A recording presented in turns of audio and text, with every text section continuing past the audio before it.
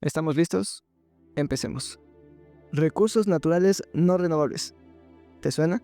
Los podemos definir de forma sencilla como aquellos recursos que no se recuperan de forma natural a la misma velocidad a la que son extraídos. La investigación geológica se ve fuertemente impulsada por este tipo de actividades. Después de todo, la humanidad ha estado en búsqueda de recursos como hidrocarburos, minerales, agua subterránea desde hace mucho tiempo.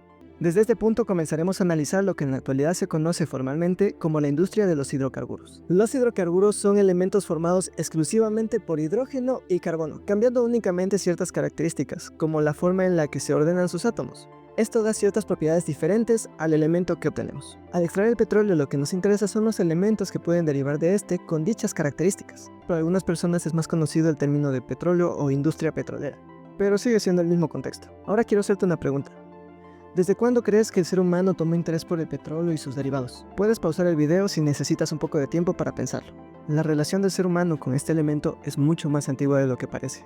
En Oriente Medio se encuentran evidencias y registros de aproximadamente 3000 años antes de Cristo. En dichos registros se describe una sustancia viscosa que salía desde la profundidad de la tierra hacia la superficie a través de grietas y fisuras, a la cual se le designaba el nombre de betún. Dicho elemento era almacenado y utilizado en distintos fines, como la construcción, la medicina o incluso para la guerra. En la Ilíada de Homero se comenta que los troyanos arrojaban sobre los navíos una sustancia que generaba un fuego muy intenso, que no se extinguía con facilidad. Se lo utilizó como un medicamento, el cual se afirmaba que era capaz de curar diversas enfermedades, calmar los dolores o incluso ayudar a cicatrizar las heridas. Como vemos, la humanidad desde hace mucho tiempo se maravillaba con las propiedades de lo que supieron llamar el aceite mineral. Esto debido a que era el único aceite que no era de origen animal o vegetal. Como iluminante, el petróleo es la luz del siglo. Aquellos que no lo hayan visto arder pueden estar totalmente seguros de que su luz no es como el brillo de la luna, sino algo más parecido a la clara, fuerte y brillante luz del día, de la que la oscuridad no forma parte. El aceite mineral da una luz excelente, la más brillante y la más barata del mundo, una luz digna de monarcas y monárquicos y no menos adecuada para republicanos y demócratas. Esta fue una de las primeras descripciones que se publicaron en los manuales norteamericanos al dar inicio la era del petróleo.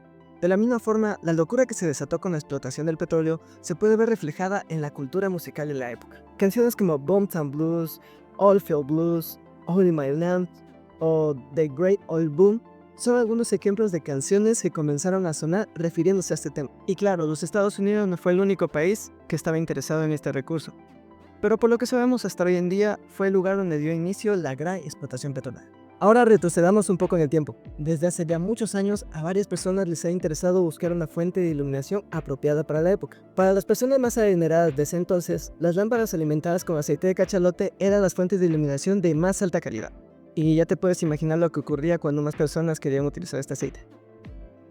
También se solía recurrir a usar velas, el gas de carbón, la madera, el alcohol, pero la luz que generaban no era la suficiente. Entonces apareció uno de los primeros derivados del petróleo, el cual se obtuvo mediante la destilación y al cual se le llamó queroseno, una fuente bastante buena de iluminación, pero también tenía sus problemas, como que era uno de los principales responsables de varias explosiones. Fue gracias a la investigación de Benjamin Silverman que nos pudimos dar cuenta que al llevar el petróleo a distintos puntos de ebullición se podían obtener distintos compuestos, aparte del queroseno.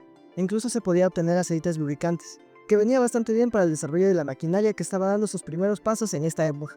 Para ese entonces, el petróleo solo se obtenía en pequeñas cantidades de fuentes superficiales, utilizando algunas herramientas como trapos y espumaderas. Pero con todo el potencial que se encontraba dentro de esta sustancia, se daría inicio a otro punto bastante importante en la historia de la industria petrolera.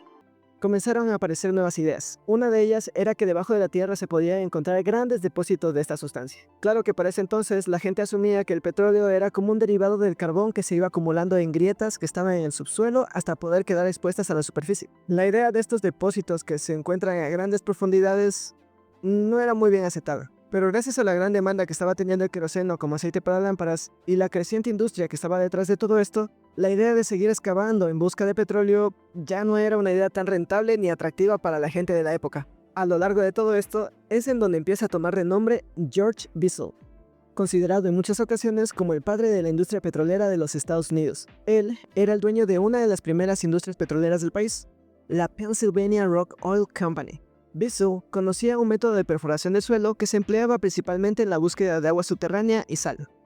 Estas técnicas fueron desarrolladas en China hace ya más de 1500 años atrás. La pregunta que surgió en ese momento era si se podía emplear esos mismos métodos en la búsqueda del petróleo, apoyándose en el renombre que tenía su compañía y el enorme potencial que tenía el petróleo, algo que se demostró con el trabajo de Silverman. Se obtuvieron los recursos necesarios para dar inicio a esta gran encrucijada en busca de estas inmensas fuentes de dinero, porque claro, esa fue la principal motivación. Ahora tendrían que encontrar a alguien de confianza que llevara a cabo todo el trabajo que representa esto, como por ejemplo la legalización de los derechos de las tierras, donde se llevaría a cabo todo el trabajo de prospección de petróleo. Aquí es donde aparecería Edwin L. Drake, o mejor conocido como el Coronel Drake. Contrario a lo que se puede llegar a pensar, era un hombre de diferentes oficios. El más reciente para esa época era el de maquinista de un tren. Nada que ver con su título de coronel, pero por azares del destino hizo los contactos necesarios para terminar en este puesto. El título de coronel era una estrategia para que su presencia generara más confianza entre la gente que lo rodeaba, mientras realizaba su trabajo en Pensilvania. Y como si se tratara de una película, no fue hasta mucho tiempo después, cuando los inversionistas estaban enviando el último pago para el cierre del proyecto, que el coronel Drake cumpliría su objetivo de encontrar petróleo con una perforación en un lugar llamado Oil Creek. Comenzaron a llenar todos los barriles de whisky y contenedores de madera que tenían a su alcance con el petróleo que se podía extraer de esta perforación. Y aún así quedaba mucho más por extraer. Desde este punto daría inicio la locura del petróleo en Pensilvania. Pero ahora había otro problema. Su precio cambiaba todos los días. Esto se volvió en un gran caos. Para vender el petróleo en aquella época, los vendedores tenían tres formas de negocio.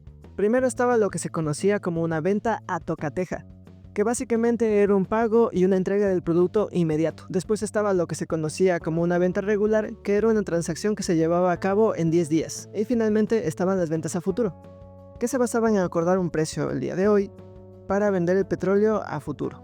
Esto era básicamente una apuesta a cómo cambiaría el precio del petróleo para ese lapso de tiempo. Aquí es donde entra en escena el hombre que lo cambiaría todo, John D. Rockefeller. Rockefeller no solo se dio cuenta del gran potencial que tenía el petróleo, sino que también entendió que dentro de ese caos que se estaba generando dentro del mercado, existían grandes oportunidades. Junto a sus socios fundaron la Standard Oil Company, una empresa que prometía calidad y seguridad ante un producto que antes era peligroso. Mencionamos que el principal problema que tenía el queroseno, este aceite derivado del petróleo que se utilizaba en lámparas, era que generaba varias explosiones, pues esta empresa se encargaría de dar un mejor refinado al petróleo para obtener un queroseno más puro, obteniendo un producto más seguro y evitando este tipo de eventos. Y ya te puedes imaginar, menos explosiones representaban más ganancias. También sería la encargada de regular el precio que tendría el petróleo en el mercado. Con estrategias brillantes y una que otra no tan ética, Rockefeller crearía un monopolio dentro de este negocio. Para el año de 1879, la Standard Oil Company controlaba el 90% de la capacidad refinadora de Norteamérica, incluyendo oleoductos y todo el sistema de transporte. Era un gigante imparable, pero no todos estaban precisamente felices con esto. Las demandas y los boicots llovían por montones, pero por lo general la Standard Oil Company salía victoriosa. Sin embargo, la historia no termina ahí. Todo comenzó cuando el gobierno de los Estados Unidos acusó a esta empresa de ser un monopolio, algo que ya no era formalmente permitido desde la creación de la ley antimonopolio de Sherman en 1890. Y en realidad sí era algo obvio. Esta empresa a cargo de Rockefeller controlaba todo el mercado en el país, desde la extracción, el transporte hasta la venta del petróleo. En 1911, después de años de batallas legales, la Corte Suprema ordenó que esta gran empresa se dividiera en 34 compañías más pequeñas. ¿Y cómo se justificó esta solución? Pues al dividir este gran imperio en compañías más pequeñas, se rompería completamente el monopolio y se generaría una competencia más grande en el mercado. Al tener varias empresas trabajando de forma independiente, se puede llegar a un consenso y obtener precios más justos, y a su vez existe mayor oportunidad para otras compañías que quieran entrar en el mercado. Varias de las empresas nacidas de la Standard Oil Company llegarían a ser gigantes por sí solas. Ahí tenemos los casos de Exxon, Chevron y de Mobil. Este caso se volvería un precedente histórico, siendo una de las primeras veces que el gobierno tiene que intervenir para frenar el poder de una empresa. ¿Y tú qué opinas? ¿Crees que esta fue la mejor decisión? Y también te hago otra pregunta. ¿Crees que los monopolios ya no existen actualmente? Ha sido todo por el momento, pero no te olvides que seguiremos analizando este amplio tema de los recursos naturales no renovables en los siguientes videos. Hasta la próxima.